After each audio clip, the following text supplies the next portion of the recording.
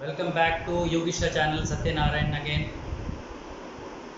Today we are going to see what is the Namaskara, how to do the Namaskar in front of the God. Before that I want to thank all the subscribers and I do welcome the future subscribers.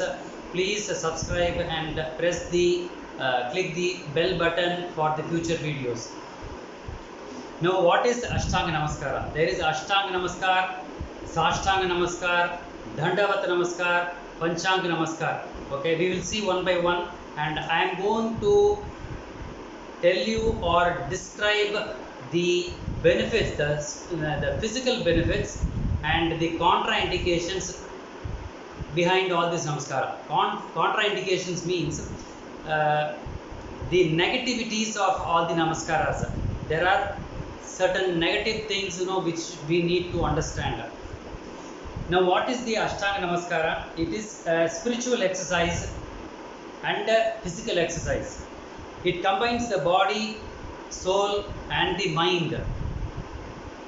It is an 8-limbed posture. That is why it is called as the Ashtanga Namaskara. Now what are the 8 limbs involved in this Namaskara?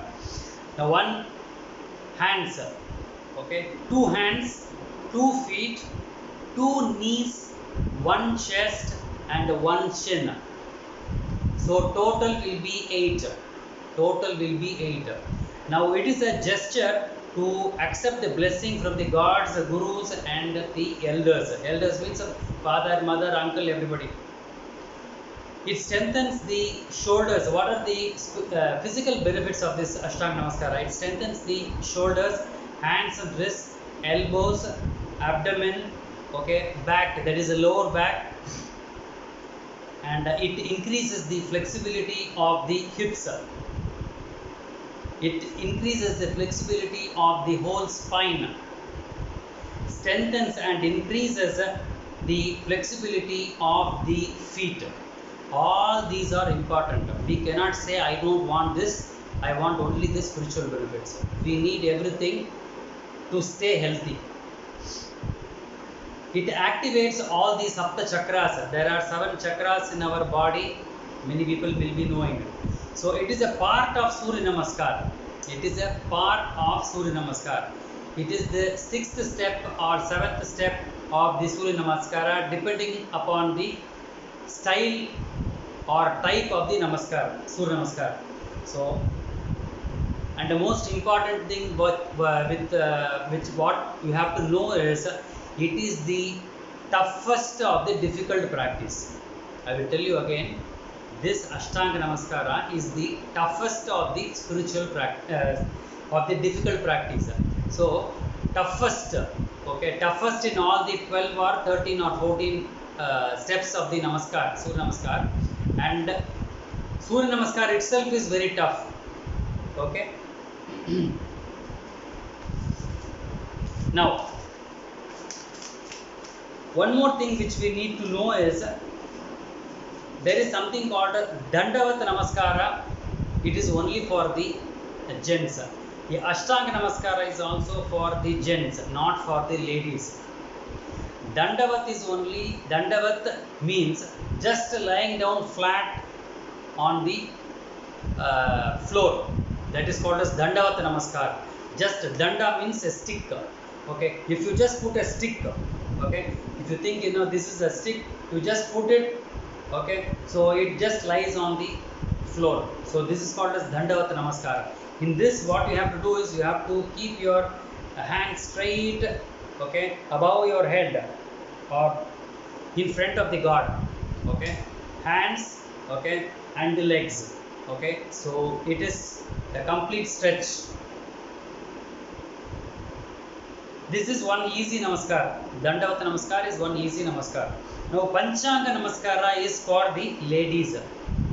What is this Panchanga? Pancha means 5, Anga means limbs. Now toes, knees, arms, palms and forehead. I will tell you again. Toes, knees, arms, okay, arms, palms and the forehead. So these are the limbs involved in the Panchanga Namaskara, and this is for the ladies. Okay, in both the namaskaras, if you see, the Manipur chakra is activated. Manipur chakra is here, just okay, near that is called as solar plexus. It is near the navel. Manipur chakra is the center of vitality. It controls our balance to strengthen and consolidate our health. Okay, controls our energy balance to strengthen and consolidate our health, and it attracts the prana shakti from the cosmos, and it activates the jataragni, the digestive fire, and it regulates the function of the pancreas. Very specific, pancreas. So what is pancreas related to? You all must be knowing. Pancreas is directly related to diabetes. A person who does this Dandavat Namaskar or Panchanga Namaskar or the Ashtanga Namaskar, okay, will have very less risk of diabetes. And all the digestive organs, it does not strengthens or activates the pancreas, it activates the whole digestive organs. In other words, it is the seat of solar plexus chakra. Very good. Now everybody is interested to do this namaskar. Now I will tell you the contraindications or the risk behind these namaskar. Why? Because I told you before, it is a part of the Surya Namaskar. Surya Namaskar itself is little difficult to practice. In the Surya Namaskar, again the 6th or 7th step, that is this Ashtanga Namaskara, is most difficult. Now I will tell you the risk. Injury and surgery of any kind. A person who is having injury or surgery of any kind is not supposed to or not advisable for them to do this namaskar. Let us go in detail. Injuries to shoulders, wrists. Okay, wrist I will go in detail. Carpal tunnel syndrome mainly. Many people are suffering from carpal tunnel syndrome, okay, because of the lifestyle. Spondylitis in the neck, cervical spondylitis, and low back, okay, lumbar spondylitis, disc prolapse, sciatica or the sciatic pain, other spinal issues. These are very simple spinal issues which everybody will know, but before and apart from this, there are many spinal problems which people are suffering.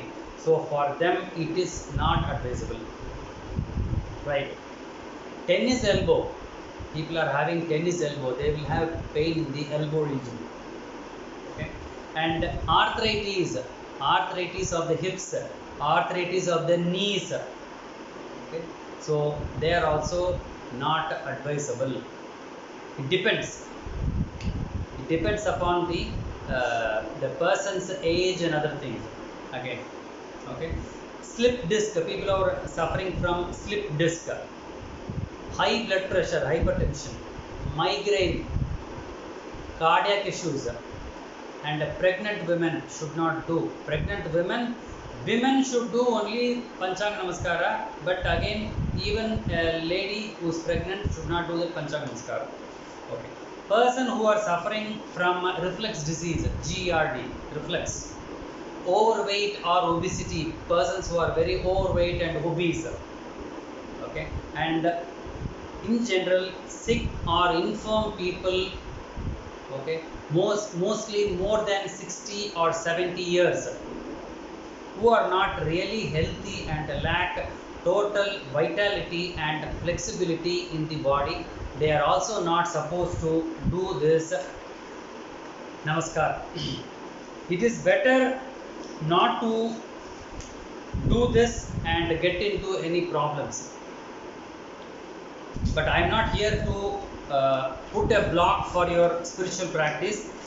I am telling you the physical side of the spiritual practice. Okay, so this is one first post. The second post I will tell you how to do the namaskara for men and women. Okay, how not to do, where to start. Okay, all these things, I will tell you again, so you can start watching the next video also. Thank you.